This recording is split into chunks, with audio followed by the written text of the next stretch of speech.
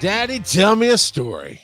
And this is an adventure that I've gone through over the last couple of weeks. I won't tell. And I mean, I think Hammond with your prison experience, Kurt being in gaming, and Joe being at a big corporate shill of a. Never mind. Sorry. The story time is about why policies and rules exist at work. And I think anybody who knows me any period of time, I like to really just give basic guidelines, functions. Let's be human, this and that. I run an ambulance company for reference. I have about, I don't know, 70 employees, and we every rule that went beyond the baseline, like you get a good basic HR handbook. This will cover all the legal good bases, right? And they're probably based off of somebody messing up somewhere in the past anyway. But here it is. Every rule beyond that we've had to make, like don't buy or sell drugs on our property while you're at work. Is because, oh yeah, somebody bought and or sold drugs on our property while they were on duty at work. No parent time in the back of our ambulance is because that happened on. Yeah. So there's a. Were the lights on? Were the lights on while they were there? You're not helping. On and off.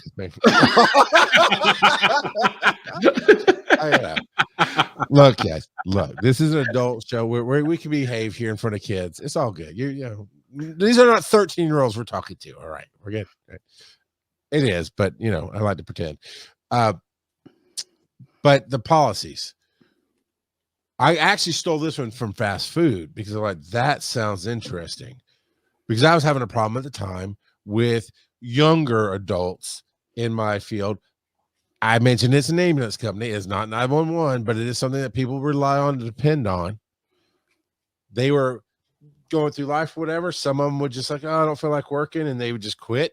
And I'm having to put in man hours and all this extra stuff, scramble because that truck has to run. So we're scrambling to make things. It's harming the patients that we serve, those kind of things. Then I'd have people who put in a 2 weeks notice, and you just watch that roller coaster dive into the ground, right? Oh, I'm okay the first day, second shift, third shift, call out. So we because they stop caring. Yeah, exactly. They get trunky. Hammond, you're killing me, Smalls. Why? That's the term. Trunky? Yeah. Well, in Mormon culture, yeah, it is. So what it Kurt, did you get that either? Because that was so what it means, at least in Mormon culture, is that so in Mormon culture you go on a 2-year mission as a young man and some young women, and they used to have trunks instead of luggage that they would carry everything around in. And so when it's getting towards the end of your mission and you're ready to go home, you're getting trunky because you just want to put everything in your trunk and you don't care anymore and go home. Wow, talk about inside joke. I mean, well, good Joseph to know. got it. Joseph got it. That's all that matters. Sometimes this is true. Fair. Can't rule against that one. So to let you guys weigh on this, here's the policy. And again, you're losing people. You're trying to make plans. Okay, I'll always smack this one in the face because the world loves to go, well, you know, companies don't have to fire you with 2 weeks notice. Oh, yeah, we do. I take 3 freaking months of paperwork and proving that I'm trying to get you to be a better person and train you better before we terminate you. So you're right. I don't give you 2 weeks notice. I give you, anyway, there's a balance to everything. We ended up running it past HR lawyers, getting them to refine it, but we have a policy in place that you don't have to work here. It's a private company. You choose to work here and you agree to this handbook and you sign off on it. You agree to abide by our policies because it's a little bit of a brutal one. And it has helped a lot of people because if you communicate with us, we work with you. I'm not going to stop you from going to getting the dream job that you've always wanted just because they want you 3 days from now. That I'll help with. But when you just disappear and we can't get a hold of you, we enact this policy. And it is, if you fail to give 2 weeks notice and or work it out for any reason without communicating with management, you'll be put at minimum wage for the entire time that you worked in that pay period.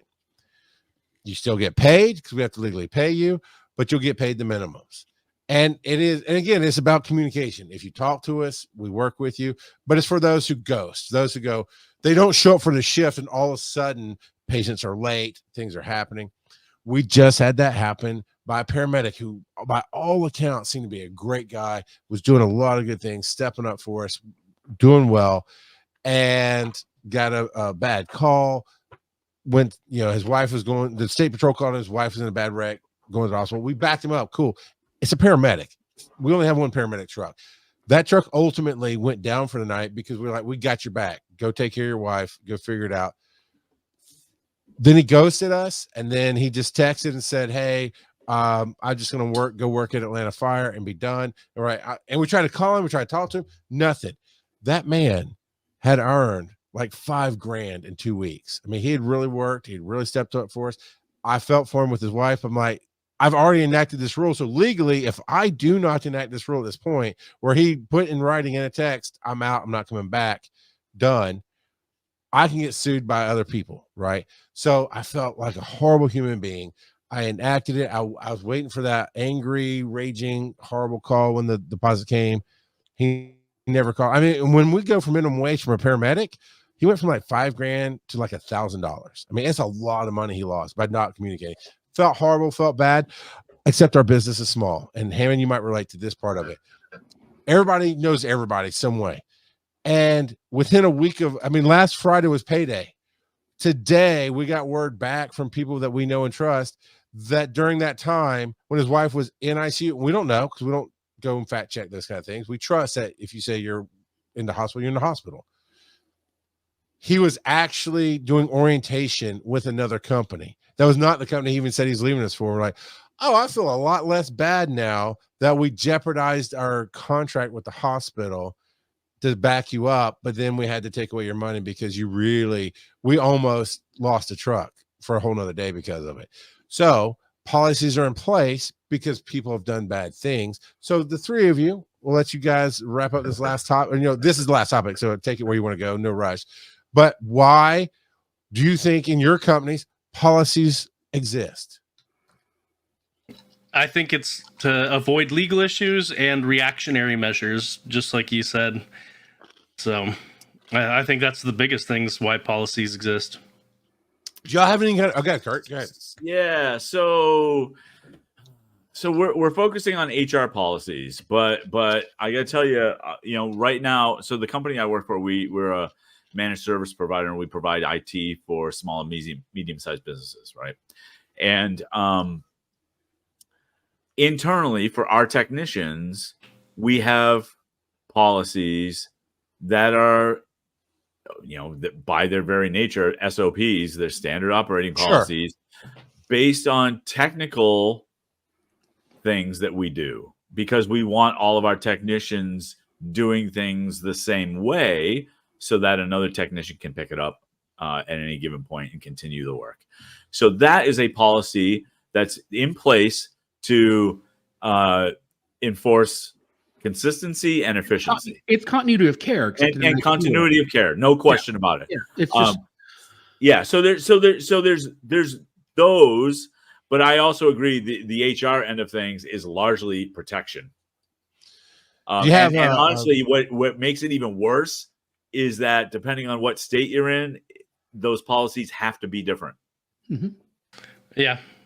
And also, I mean, even locales, because I've worked in locked facilities with adolescents. I've worked in open door facilities with adolescents, and the policies of dealing with them vary greatly based on the locale, even though it's the same population in the same state. It's just there are different requirements, different rules, different ways of dealing with like violence and conflict and that kind of stuff.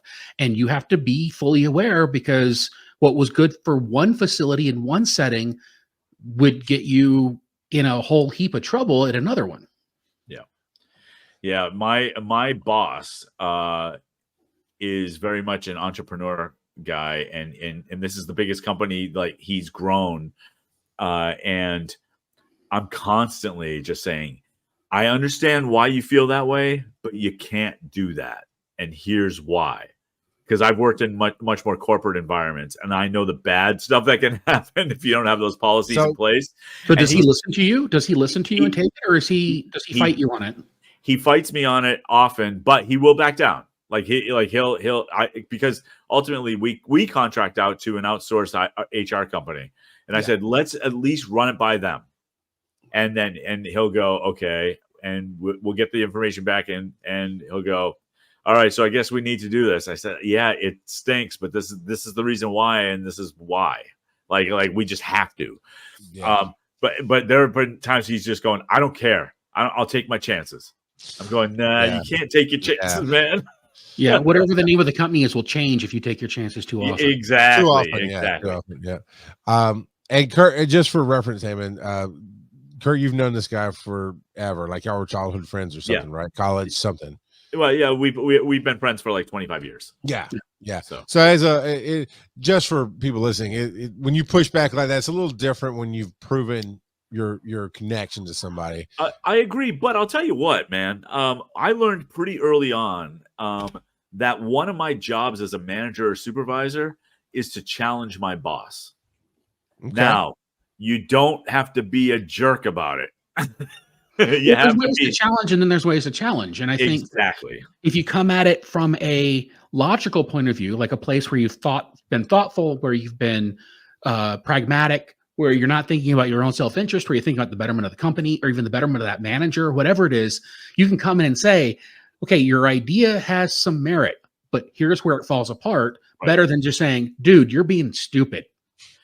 Right. But as part of that too, you also have to be willing to say, I disagree, but I'm in, because that's you don't have to go by my opinion. Yep. I'll back you until we get sued. Right. Right. Right. But I mean, it's that whole people want to be heard thing. Yeah. It really is like, look, I've given you my opinion, and if you chose to go in a different direction, cool. I'm still here. I'm not gonna die on this hill. I'm not gonna quit because of it. But I think the hardest part about being in a position like you're in, probably like all of us are in, is that you have to really check your ego at the door, because it's not about the good of you as much as it's about the good of the company, the good of the organization, the good of the organism that you're in. And you have to be aware of all the bits and pieces of the organism to make it work. So your ego plays almost no part in that. And if it starts to play a part in it, then something's wrong. Well, it used to, but that was 30 years ago. Yeah. Right? When ego controlled a lot. Yeah. Yeah. There's a YouTube video that I came across, and I know we mocked the name, and it's the title of it, and it's called Get Hard, and it goes up, but it's Tony Robbins and two other motivational speakers cut together. They weren't speaking together, but talking on the same topic. It got edited together, and that principle is you got to get tough, not tough, but get hard on people, because your job as that entrepreneur, as that leader, is to put food on your employees' table, on the people you take care of. And if I don't go, and because you'll get that, Kurt, you're talking about 30 years ago and ego and those kind of things, and we'll get I like the person, but this is a tough conversation we have to have, or why the hardness is making sure that we are continuity, taking that the evenness across the board, that protection is making sure that we do it right, so we can put food on that table. So it comes down like friendship. This is one example they literally give is a friend owns a business, and like, well, I want you to hire my business to serve your business. Like if I were to hire Kurt for the IT stuff for my company, and he goes, but I need you to do this, and the friend's like, well, shouldn't our friendship count? It's like, our friendship doesn't put food on the table. It doesn't count. This is business, and that our friendship counts, and that's why I'm telling you need to do it this way. See, there's that too. Yeah. Right? There is. I mean, that the friendship blade cuts both ways, right? And if it's a good enough friend, then you can probably have conversations that are difficult, and they understand it's not personal, it's business, and then you can go get a drink afterwards. But at the same time, you if you're bringing friends into businesses as partnerships, then you need to make sure that that's someone you actually want to be in business with, even though you might be their friend, because I'm friends with people who I would never do business with. Yeah. 100%. And it's nothing against them. I just know them well enough to know that their way of doing things and my way of doing things wouldn't work in a business setting. As a friend, yeah, go ahead. It's fine. Last story from me, and then we can wrap it or whatever. That's a great point, Hammond. There's somebody that Hammond may or may not know, the rest of us know. There was a partnership thing that I had done in the past, and the way that guy talked to me was never letting me be heard, never understanding. Because part of that, Kurt, like that's how you influence your boss / friend is you hear him, you acknowledge parts of it, and like you're saying, Hammond, you bring other parts, whatever. You help guide and steer. This guy was never a partner and turned out to be not really a friend because he would just hit me with the fear stick and tell me you just can't do that and argue and just never actually listen to what was going on. And that's a lesson I learned, Hammond. It's like business is now, and once we're done with business, even if I fire you, you want to hang out after? We're friends after we clock out, and we can go get a beer, and you can cry on my shoulder. We're good. Yeah, you know. And it takes a special kind of relationship initially before you can do that, and it takes a special kind of relationship afterwards to be able to do that. Because I mean, feelings are feelings, and you can't hide them. And yes, things are going to hurt, but there are only probably a handful of people we're going to meet in our lifetimes that we have that kind of relationship with.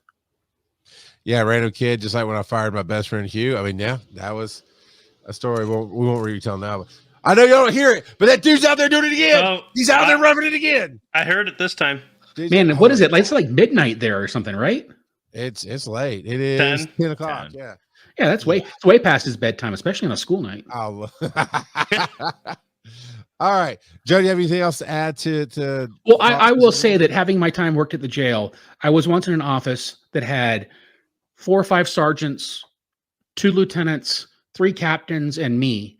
And one of the guys said, "So who in here has a policy in this book written about them after something they did?" And everyone in the room raised their hand except for me. And all of them looked at me and said, "Bullshit. Sorry." Yeah. And I had to own up to the fact that one of the things in there was actually something I did back at the old jail. So, I mean, just because you've done something doesn't mean you're forever in infamy or you're going to be labeled. You're just part of the learning process. Yeah, and sometimes owning that learning process, especially if you're training people and saying, "Hey, look, I've made this mistake and it was bad and we all learned from it. And it's even so bad that it's in policy. And I get teased about the fact that it's in policy and I'm still here. So you don't need to be perfect, but at the same time, you do need to learn." Yeah. I'm sure I have that because I know my career. I'm sure I've had that. I just don't know what it is because it was written probably after I left or something. They named it after you left. Yeah, but there's whole McFall sections of HR documents. Oh, in fact, there was actually in the policy I signed when I worked at the jail. It actually said the McFall policy. Makes sense. It tracks. It totally tracks. Yeah, you got to make sure you follow that one so you don't have a McFailure. Oh, well, and here's the other part about that too is when you're working in a place that has multiple levels to it. So, like, I worked for the county, I worked in the jail, I worked for the courts. All 3 of them had separate policies, but how you prioritize them where you are in location matters, and how you rank them as far as, like, what great example is. If you lose your key at the jail, yes, you probably should tell your supervisor you lost your key, but the first person you tell and the first thing you do is tell jail security about it, tell jail leadership about it.